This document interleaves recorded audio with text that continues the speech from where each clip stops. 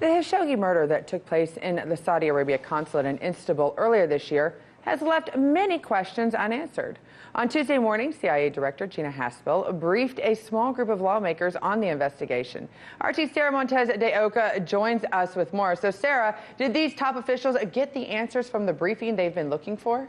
Well, Scotty, we'll see, but the Swedish aren't the only ones holding talks to end the war in Yemen. The U.S. is also at odds as to how to respond to military support to the Saudi-led Yemen war after the killing of Washington Post columnist Jamal Khashoggi on October 2nd. Now, today, CIA Director Haspel held a private briefing of senior senators regarding the role Saudi Arabia played in Khashoggi's murder. U.S. senators came to one conclusion: that the Saudi crown prince was responsible for Khashoggi's killing. Her visit comes 1 week after a closed-door briefing on U.S. military support for the Saudi-led war in Yemen, which resulted in senators voting overwhelmingly to end military assistance to Saudi Arabia. Senators also expressed outrage over Gina Haspel's absence last week's briefing. Now, a recently leaked document obtained by the Wall Street Journal points at secret messages between the Crown Prince Mohammed bin Salman, also known as MBS, and those involved in the savage killing. And it seems like those officials in the briefing this morning had similar opinions. I am now more convinced than I was before, and I was pretty convinced that, in fact, the United States must have a strong response to both the war in Yemen as well as the killing of a United States permanent resident and journalist in Jamal Khashoggi. Saudi Arabia is a strategic ally, and the relationship is worth saving, but not at all cost. We'll do more damage to our standing in the world and our national security by ignoring MBS than dealing with him. I think he's complicit in the murder of Mr. Khashoggi to the highest level possible.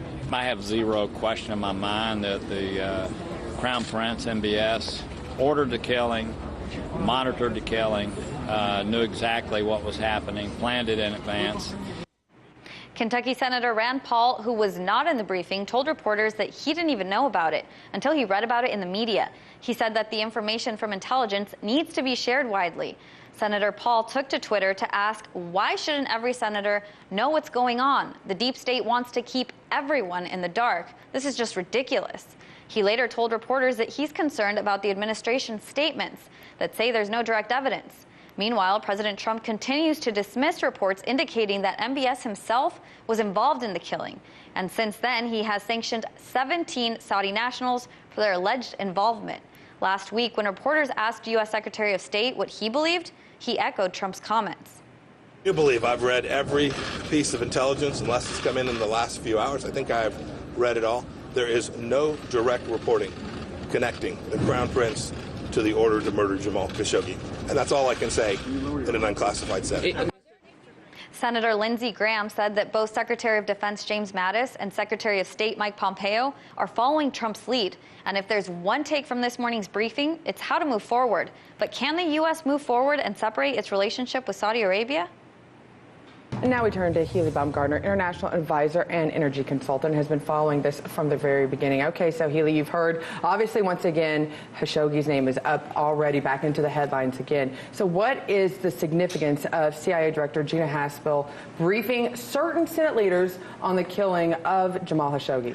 Well, it should be noted that Director Haspel's briefing today was a classified, closed-door briefing with a small group. However, previous to today's briefing, the CIA had already briefed the Senate Select Intelligence Committee prior to Pompeo and Mattis briefing the full Senate. So that's my question. You know, representatives from the Yemeni government and the Houthi rebels are meeting in Sweden on Wednesday to discuss ending the war that has decimated the country of Yemen. So with this now also on the table, what do you think is the possibility of having actual peace in Yemen? Well, I think that this development today, the briefing by Director Haspel, will give certain members of Congress the ability to change their posture on how they feel about our U.S.-Saudi policy, which, again, they are such a critical ally to us in Middle East stabilization, including the future of peace in Yemen. Well, that's the other thing that I think a lot of people are scratching their heads about. Yes, it's very sad that a columnist was killed, especially having ties to the United States.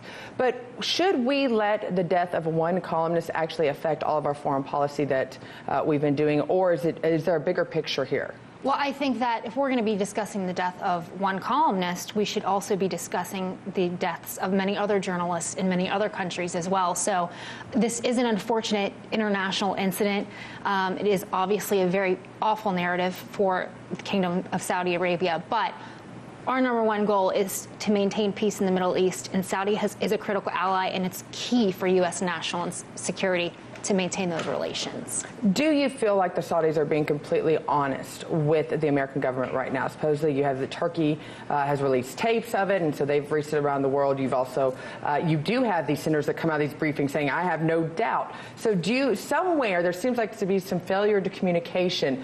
Do you think the Saudis are actually being honest? And the bigger question is, should it even be any of America's business? I mean, this is what they're dealing with. We should not even necessarily get our noses involved. I think looking at this from a 30,000-foot perspective, I would believe Saudi Arabia much before any country that maintains friendships and alliances with Iran. I think that they are behind this in information warfare. They love to see all of this turmoil. But Turkey's also supposed to be an ally too, and Turkey's the one also. Turkey is a great ally of Iran, not of the U.S. So I would definitely look at it from that perspective. But we have bases in Turkey, so we would consider we don't have any. We've got bases in Turkey. We're supposed to also be trusting them as well.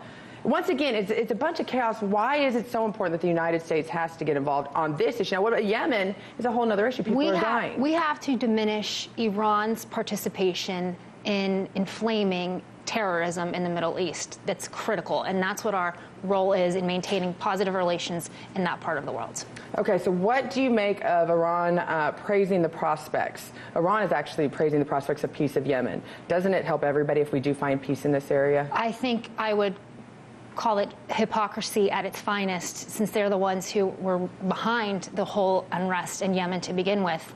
And I also find it highly coincidental that they're trying to paint the Saudis in a bad light with relations to Yemen and planting that type of narrative in media outlets that are run by the state of Qatar, which, as you know, is Saudi's #1 enemy. So I look at this a little bit more closely. Absolutely. There's always follow the money trails and follow the PR firms that are hired by the different governments. Correct. Thank you for joining us. Thank you. Hey YouTube, thanks for checking out our channel. We hope you enjoyed the video. We have tons of content for you just like this. For more of RT America's one-of-a-kind news and analysis, be sure to subscribe and never stop questioning more.